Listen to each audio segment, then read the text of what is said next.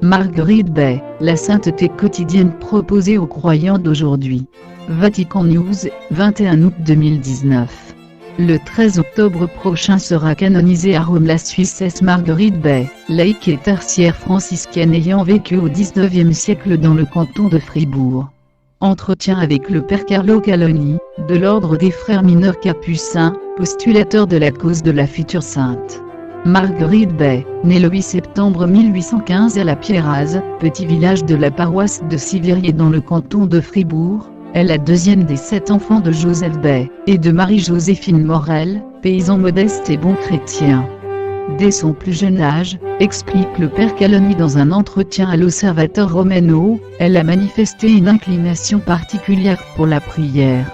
Il est arrivé plusieurs fois que, laissant les jeux et ses compagnons, elle se retire cachée pour être en intimité avec Dieu sous le regard de la Vierge Marie, qu'elle connaissait et priait dans les sanctuaires de Notre-Dame-des-Bois ou Notre-Dame des Sermites. La Vierge Marie a été son guide et son maître, elle lui a appris que le Seigneur, dans sa volonté de sauver toute l'humanité et tous les hommes, agit non pas dans le bruit mais dans le silence, de façon cachée, ajoute le capucin. Vers l'âge de 15 ans, Marguerite commence un apprentissage de couturière, profession qu'elle exerce toute sa vie, chez elle et pour les familles de son village. Malgré l'insistance de beaucoup, poursuit le postulateur, Marguerite n'a pas choisi de se consacrer comme religieuse, mais elle a décidé de rester célibataire, et de consacrer sa vie à sa famille naturelle, tout en se donnant dans les activités et les engagements de sa paroisse, où elle a introduit de nombreux enfants à la connaissance du catéchisme, et à la vie de la prière. Une générosité vécue au quotidien. Dans sa famille, Marguerite s'occupait de tout le monde, d'abord de ses parents, puis de ses 3 frères et de ses 3 sœurs. Elle s'occupait des tâches ménagères, cuisiner, faire le ménage, préparer ce qui était nécessaire au bon déroulement de la vie familiale, mais dans tout cela, plus profondément, elle construisait un climat de sérénité et d'accueil authentique. Peut-on dire qu'elle était l'élément équilibrant de la vie familiale ? Elle savait certainement créer une atmosphère de paix, en ayant des paroles et des gestes de bonté pour tous, jamais un jugement de condamnation, mais toujours une consolation, une proximité et un accueil. Et certains de ses frères en avaient particulièrement besoin. Joseph avait une certaine faiblesse, et une fragilité psychologique, qui le rendait parfois intraitable et violent.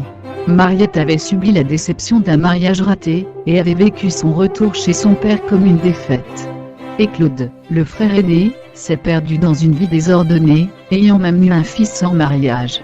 Et c'est justement Claude qui provoqua une détérioration du climat domestique quand, en 1860, il épousa une domestique, Josette, qui lui fit rapidement remarquer qu'elle était devenue la maîtresse de maison. Marguerite n'a pas perdu sa sérénité, mais elle a répondu avec silence et patience aux grognements et aux insultes de sa belle-sœur. Et c'est finalement après 15 ans, que celle-ci a été gagnée par la charité de Marguerite, en reconnaissant sa sensibilité, et quand elle a dû faire face à la grave maladie qui l'a emportée, elle s'est laissée aider par celle qu'elle avait si longtemps maltraitée. Mais cette sainteté quotidienne, ne se limitait pas aux murs domestiques. En même temps qu'elle servait sa famille, Marguerite n'a pas quitté son engagement dans la paroisse, visitant les malades et les mourants, préparant les filles au mariage et à la maternité, introduisant des œuvres missionnaires, diffusant la presse catholique, enseignant le catéchisme aux enfants, se montrant dans la simplicité de la prière et la dévotion. Comment son activité quotidienne, se nourrissait-elle de la foi ? D'une manière simple mais profonde. Elle avait l'habitude de réciter le chapelet tous les jours, invitant les gens qu'elle rencontrait à faire de même. La messe était le sommet de sa journée. Les dimanches et jours fériés, elle restait à l'église, en prière devant le Saint-Sacrement, et revivait la douloureuse voie du calvaire avec le chemin de croix. Toute sa journée se déroulait dans la présence constante de Dieu, mais pas en se soustrayant de la réalité qui l'entourait, ou en s'isolant dans un spiritualisme vide. Dans son expérience humaine, il y eut aussi celle de la maladie. En 1853, elle fut opérée d'un cancer de l'intestin. Perturbée par le type de thérapie qu'exigeait son nouvel état physique, elle implora la Vierge de la guérir, en s'offrant cependant pour souffrir différemment, avec d'autres douleurs qui la feraient participer plus directement à la passion de Jésus. Elle a été pleinement entendue.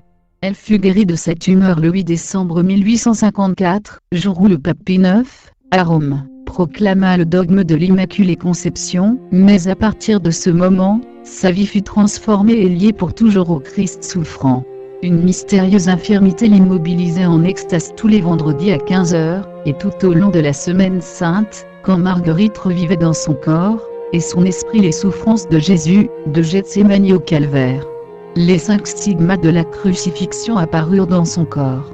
Cela lui causait une grande douleur, mais elle la cachait soigneusement aux curieux. L'évêque de Fribourg, Monseigneur Étienne Marilly, demanda une consultation médicale pour vérifier les extases et les stigmates, qui établit officiellement l'origine mystique de ces phénomènes. Est-ce au cours de ces années qu'elle s'est rapprochée de la spiritualité franciscaine ? Le 22 février 1860, Marguerite est entrée dans le tiers-ordre franciscain en s'appropriant l'enseignement du Poverello d'Assise, rendons au Seigneur Dieu très haut et souverain tous les biens, et reconnaissons que tous les biens lui appartiennent, et rendons-lui grâce parce qu'il procède de lui ou le plus simplement Dieu est mon tout. En l'appliquant à la vie quotidienne, une attitude intérieure qui l'a accompagnée dans les dernières années, quand la douleur des blessures du corps est devenue de plus en plus intense. Marguerite a tout enduré sans se plaindre, dans l'abandon total à la volonté du Seigneur. Et dans ce climat, elle composa sa belle prière, aux saintes victimes, « Attirez-moi après vous, nous marcherons ensemble. Que je souffre avec vous, cela est juste. N'écoutez pas mes répugnances, que j'accomplisse en ma chair ce qui manque à vos souffrances. J'embrasse la croix, je veux mourir avec vous. C'est dans la plaie de votre sacré cœur, que je désire rendre le dernier soupir. » En cela aussi, elle a été exaucée. Selon son désir, elle mourut en la fête du Sacré-Cœur, le 27 juin 1879, à 15 h. Les funérailles eurent lieu le 30 juin, avec la participation de nombreux prêtres, et d'une grande foule de fidèles. Elle fut enterrée dans le cimetière de Sivirier. Plus tard, ses restes ont été transférés dans l'église paroissiale, où ils reposent en la chapelle de Saint-Joseph. Marguerite a vécu à une époque et dans une société qui semble très lointaine. Comment parle-t-elle aux femmes et aux hommes d'aujourd'hui ? Les repères temporels peuvent changer, mais pas les questions de fond, ni la recherche du sens et de la signification de son existence. Marguerite parle aujourd'hui de cette recherche qui n'est pas seulement faite d'émotions ou de raisonnements, de logique ou de « je suis intéressé » ou « je ne suis pas intéressé », elle indique les questions fondamentales de l'existence. Avec simplicité, elle reconnaît qu'elle est une créature, et avec simplicité elle rend à Dieu, sa nature créée pour la recevoir nouvelle et enrichie par Jésus, le Christ Seigneur, bon et miséricordieux qui s'est fait proche.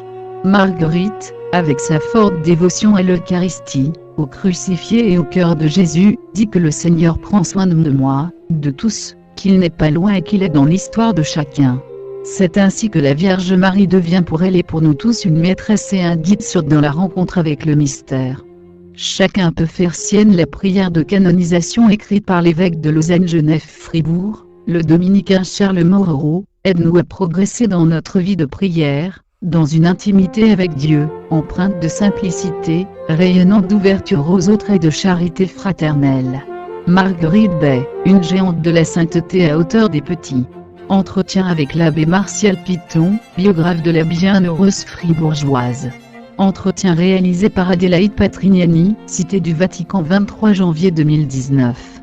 Marguerite Bay était une humble laïque, dont la vie était cachée avec le Christ en Dieu. Il s'agit d'une femme toute simple, avec une vie ordinaire, en qui chacun de nous peut se retrouver. Les paroles de Saint Jean-Paul II, prononcées le 29 octobre 1995, à l'occasion de la béatification de Marguerite Bay, se confirment jour après jour.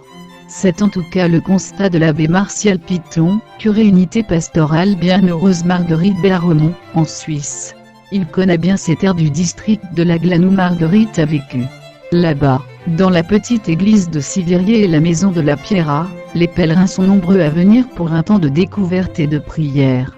Beaucoup de groupes d'enfants, mais aussi des adultes, familiers ou non de la future sainte. Ça ne les laisse pas indifférents, confirme le prêtre, parfois témoin de véritables conversions. Une fillette sauvée d'un grave accident agricole, cette nouvelle étape de la canonisation entraînera certainement quelques aménagements des lieux de vie de Marguerite Bay. On se donnera les moyens pour toujours mieux accueillir les pèlerins, assure l'abbé Martial Piton. Mais quel est ce miracle, officiellement reconnu par l'Église, qui permet à Marguerite de devenir sainte? Il concerne une fillette de 2 ans, tombée sous les roues d'un tracteur en 1998 à Sivirier. Témoin de l'accident, son grand-père avait invoqué la bienheureuse avant d'amener sa petite fille à l'hôpital. Après 3 jours d'observation, les médecins constatent que l'enfant est indemne, hormis de rares égratignures. Le dossier fourni à Rome par le diocèse de Lausanne, Genève et Fribourg, après 15 ans d'instruction, contenait de nombreux témoignages, y compris ceux des médecins impliqués. La commission médicale a reconnu le caractère inexplicable de cette protection. Mystique et charité, un miracle inexplicable, non dépourvu de sens. Durant sa vie, Marguerite Besse est dévouée sans compter à son entourage, dans un amour de prédilection pour les pauvres, les malades et les enfants. L'humble couturière a elle-même fait l'expérience du salut, elle est miraculeusement guérie d'un cancer aux intestins, le 8 décembre 1854, jour de la proclamation du dogme de l'Immaculée Conception. Au retour de la messe, sa famille, la pensant mourante, la retrouve au fourneau, en train de préparer le déjeuner. Peu de temps après, alors qu'elle a 39 ans, Marguerite reçoit les stigmates, qu'elle portera jusqu'à sa mort. Elle entre dans des extases les vendredis, au cours desquels elle revit la passion du Christ. Mais cette vie mystique intense reste un secret entre Marguerite et le Seigneur. À ceux qu'elle côtoie, la sainte préfère transmettre le fruit concret de ses faveurs divines, un amour authentique, au parfum d'évangile. Une géante de la sainteté qui s'est fait humble pour inspirer les croyants d'aujourd'hui.